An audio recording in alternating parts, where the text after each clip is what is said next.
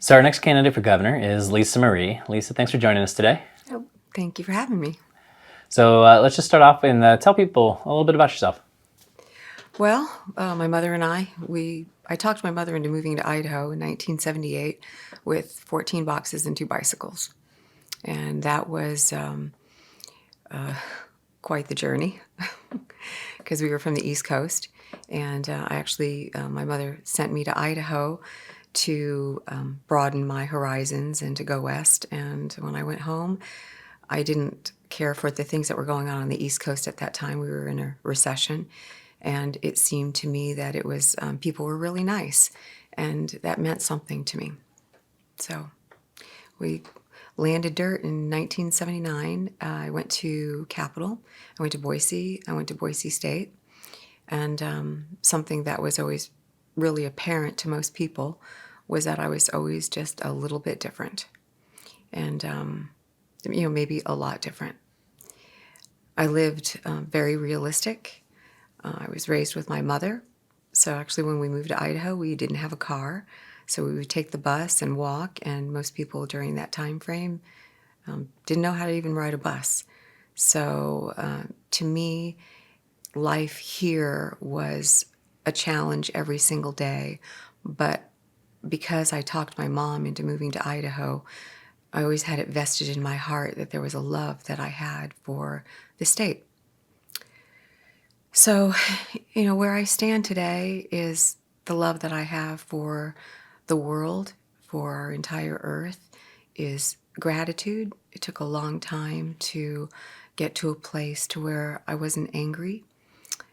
There are things that happen in our lives, and if we don't have a certain level of commitment to either our faith or to God or to humanity or whatever keeps us in a balanced place, all I know is that the key thing to me is that we have to just help each other all the time.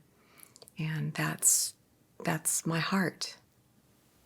So you're running for governor, highest position in the land for Idaho. What makes you uniquely qualified for that role? Well, I've run before, and I was a child saying that I was going to be president of the United States. So actually running for governor seems to be a very small piece. And, I just want everyone to know that we are being affected and being exterminated. We have bioweapons all around us, and it's not just the word COVID. So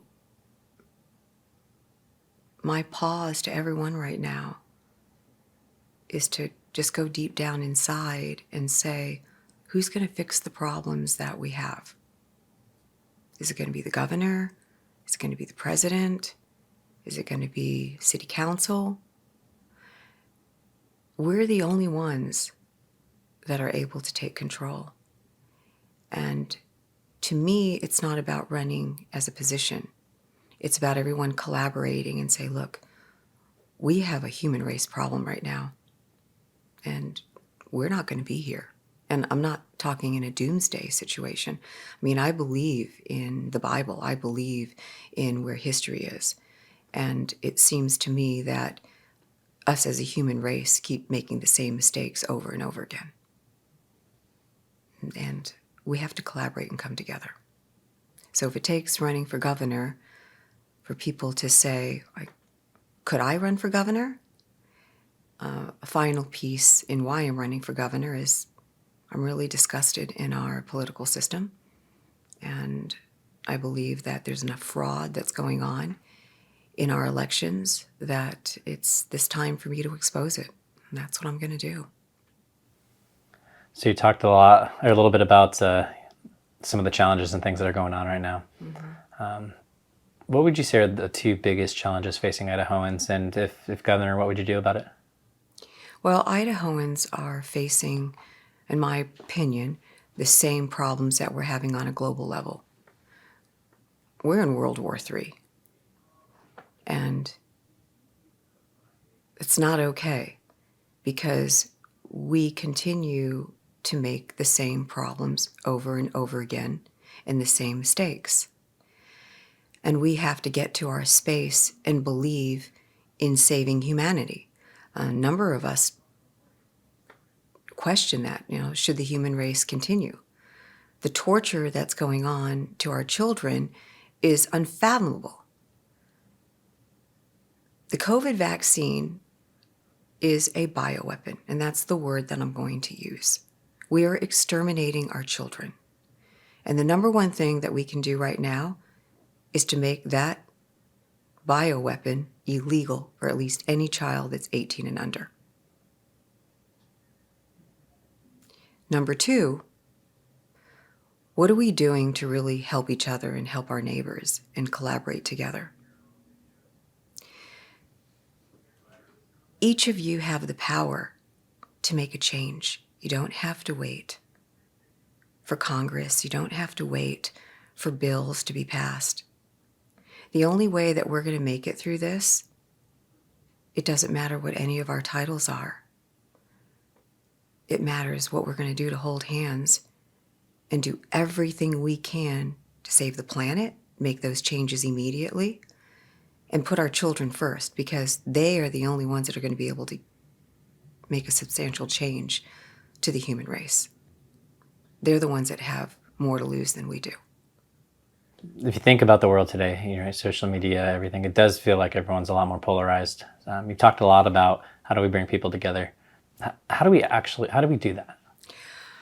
Well, I've been in sales and marketing my whole life, so it's an interesting skill, because when you're in sales and marketing, you have to go out and always get clients, and you become very programmed to having one-on-one with each person.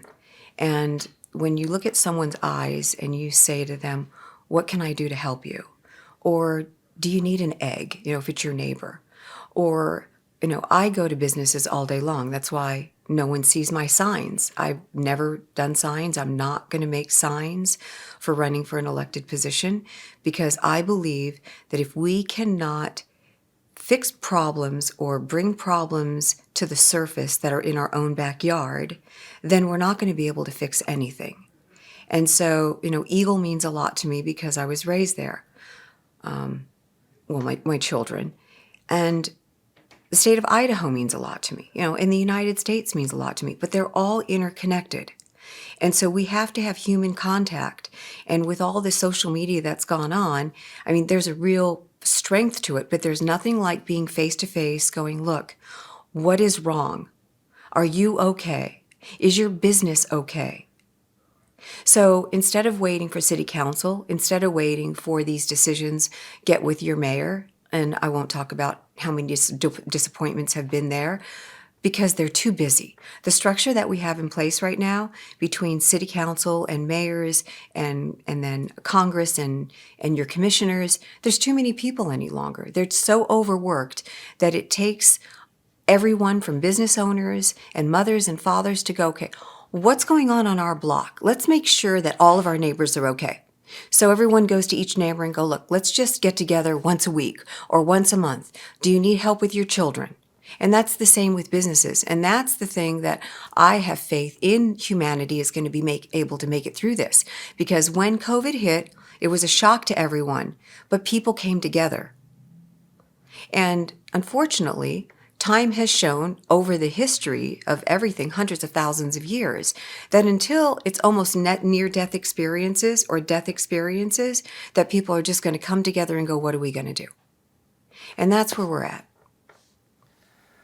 So primary is 1 week from today. Idahoans are going to the ballot box. What do you want them to remember about you when they're making their decision for governor?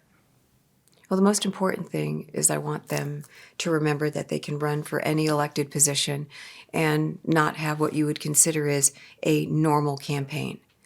If you go out and you buy shoes for children or you're buying food, that's a lot. It's not about having a sign. And that's the change that I'm here to make, is that everyday people can run. And, in the Idaho debates, I haven't conformed to be able to be on a debate since 2014. I've never been allowed to be on the debate because my campaign doesn't conform.